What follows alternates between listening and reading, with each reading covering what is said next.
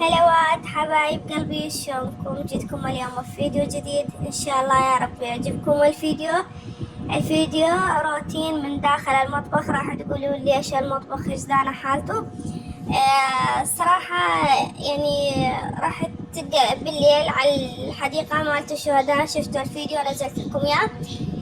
فما غسلت لا مواعين ولا عزلت من طلعت، فمن جيت تعبانة من تعرفون انتم من الحديقة وتمشينا وتونسنا لله الحمد، فما قدرت يعني اني من ارجع اعزل الصراحة لان كنت تعبانة. فقلت الصبح اسوي لكم روتين بي وان شاء الله يا رب يعجبكم هذا الفيديو ويكون خفيف عليكم هذا الفيديو حبايب قلبي. هنا بديت تعرفون انتو لازم واحد قبل ما يبدأ بغسيل المواعين لازم يلملم الغراض حتى يعني يعرف شلون يشتغل. هنا عندنا هذا المعسل بالعلبة، فحبيت افرقه بالعلبة مالته الخاصة يعني بالمعسل. تكبل شوي بس ما عليه شي. احنا نخلي يعني المعسل بهاي العلبة الخضراء، بس يعني من نشتري منه راح يجينا بعلب، فأنا أفرقه دائما بين. بس الصراحة قلت لكم بالليل طلعت وزوجي جابه مشتريهم خلي فوق الكاونتر مثل ما شفتوا انتو، لأن أكيد يعني الرجال ما يشتغل ولا يحرك شي من مكانه، يعرف يعني بس يخلي الغراض ورا. لازم دائما الحرمة هي تشتغل شغل البيت، يعني حتى المعسل معنا ما يشيله سبحان الله.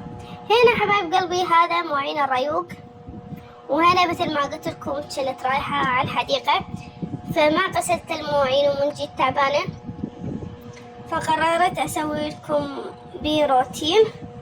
فقلت أنا يعني معزلة فحبيت أسوي لكم روتين وهمينا تشوفون المطبخ مالتي.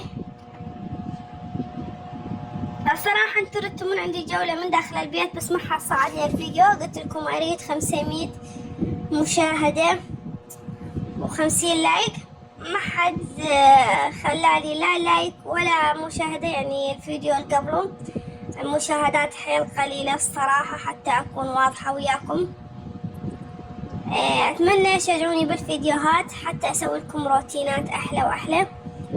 واذا حبيتوا هذا الفيديو خلوا اكثر عدد لايكات واكثر عدد مشاهدات حتى اسوي لكم جولة بالبيت مالنا الجديد، وان شاء الله يا ربي الله يسهل امر الجميع.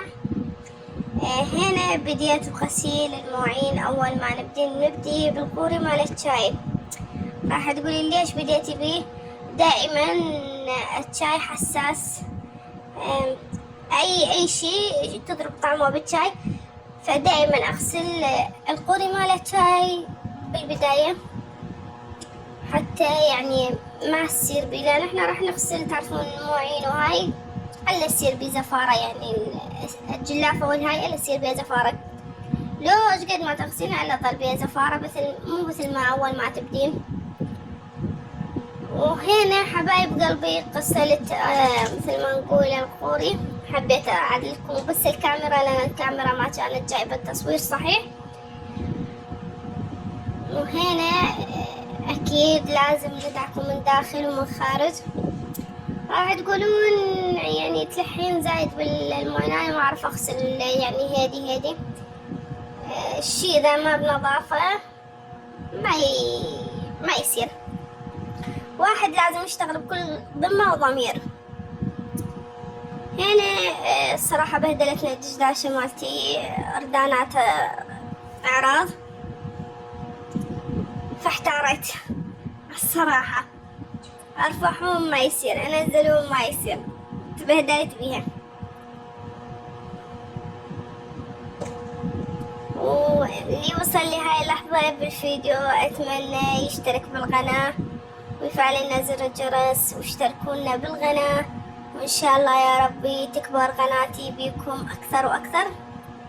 اتمنى من الجميع مشاهدة كاملة، واذا عجبكم هذا الروتين اريد اشوف التفاعل، اتمنى يعني فضلا وليس امرا. هنا بديت يعني اغسل المواعين بالكامل حبايب قلبي، وإن شاء الله يا ربي ما تملون بالفيديو. وأتمنى يا ربي الجميع الله يديم عليكم الصحة والعافية وراحة البال، والله يرزق كل واحد مشتهي ذرية صالحة. كل من يسمع هذا الفيديو اللهم ربي يرزقك بالذرية الصالحة ويرزقك المال والبنون إن شاء الله يا ربي، وما تشوفون شر. أتمنى يعني أنا من كل قلبي. الدعاء هذا للكل يعني مو مخصص، إن شاء الله يصل الجميع. هنا حبايب قلبي بديت أوضع قسم حتى على مود يصير مجال، لأن مثل ما تعرفون السنق مالي صغير شوية ضوج يعني بالغسيل، ما المساحة كبيرة يعني حيل.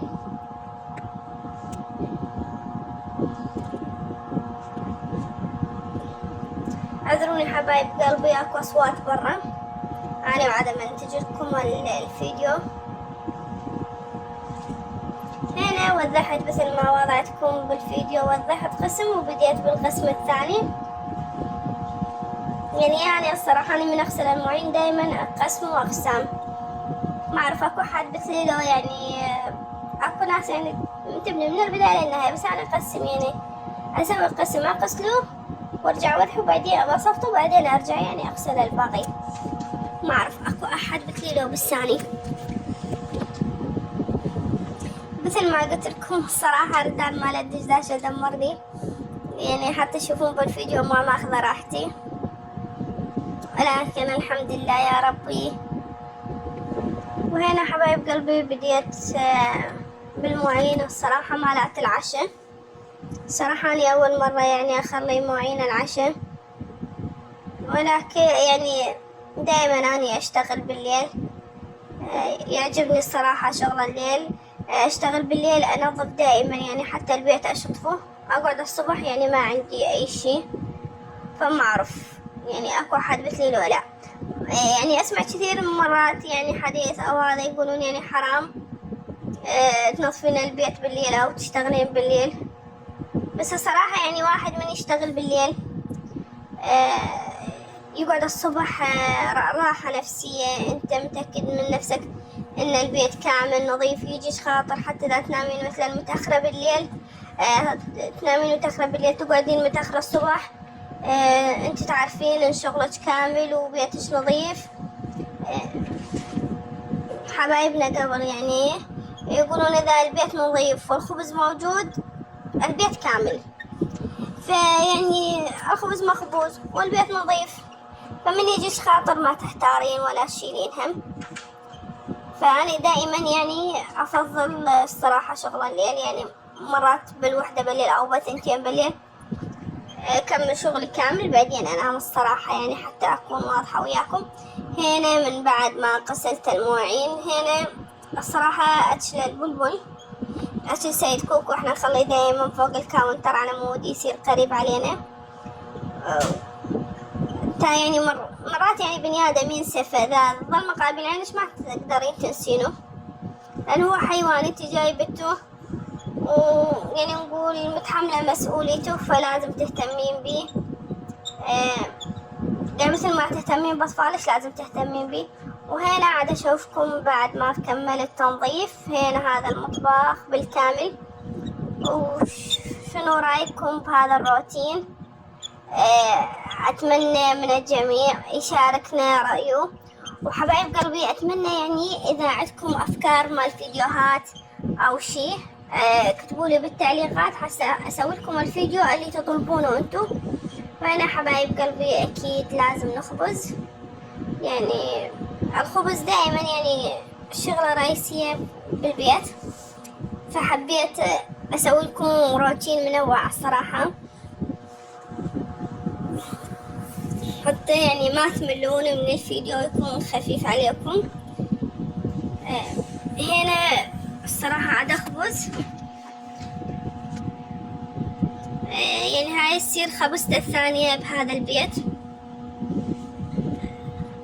وأتمنى من الجميع يشوف لنا هذا الفيديو يتفاعل لنا وياه، وإذا تريدون أسوي لكم جولة داخل بيتي، كثرون أكثر عدد لايكات، أكثر عدد مشاهدات، وإن شاء الله دائما تكونون بخير وبصحة وسلامة.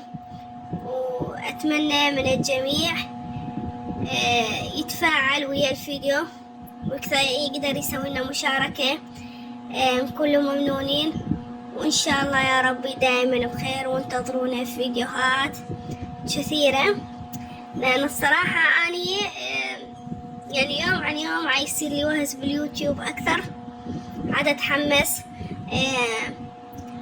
بس صراحة يعني صحيح مقصرة وياكم، لأن والله تعرفون انتقلت من بيت إلى بيت ثاني، فتعرفون شغلة التحويل والتعزيل والتنظيف، فعلى ما واحد يستقر. وإن شاء الله راجعت لكم بقوة، وإن شاء الله يا ربي تسعد قناتي بيكم أكثر وأكثر. فأتمنى من الجميع يشاهد الفيديو للأخير ويسمع كلامي هذا، وإن شاء الله يا رب تظلون بصحة وسلامة، وانتظرونا في فيديوهات جديدة. وهنا عاد أشوفكم الخبز مالتي، وإن شاء الله يا رب دائما تكونون بخير. أو من عندي مع السلامة، وإن شاء الله يا رب الله يعطيكم الصحة والعافية وراحة البال.